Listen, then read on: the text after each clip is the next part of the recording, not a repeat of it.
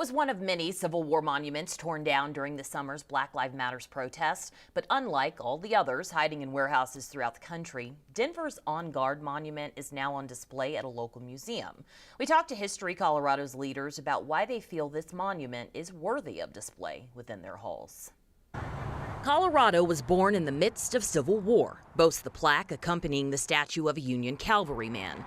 There it stood proudly at the state capitol since 1909, until one evening this June, when it was toppled amid nationwide protests following the death of George Floyd. This monument speaks so much of our past. Past, the good and the bad. The legacy of Colorado's Union troops is polarizing. Selflessly volunteering to go and meet an invading Confederate force at Glorieta Pass, but also going out to Sand Creek and participating in a massacre, an unwarranted slaughter. Colorado soldiers used military force to clear indigenous peoples from their homes and secure the land for white settlement in 1864, murdering more than 230 women, children, and elders. It was the bloodiest day in Colorado history. This is something that people clearly have strong feelings about, and so we thought it was much better to have it somewhere where people could think through those feelings and process them and maybe hear how other people felt about it and maybe come to some sort of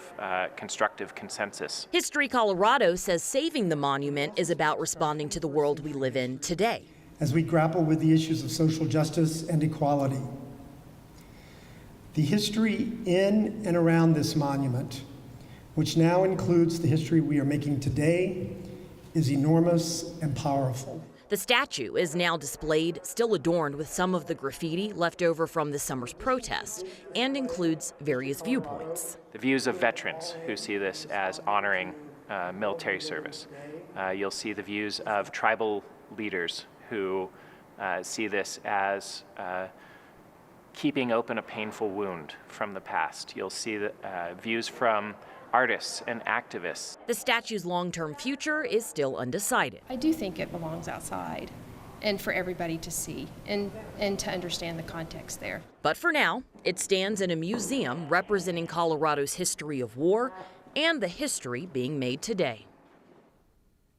The statue will be on display at the History Colorado Center on North Broadway until October 2021. The Capitol Building Advisory Committee recently voted on a replacement statue. It will be a sculpture of a Native American woman mourning the Sand Creek Massacre.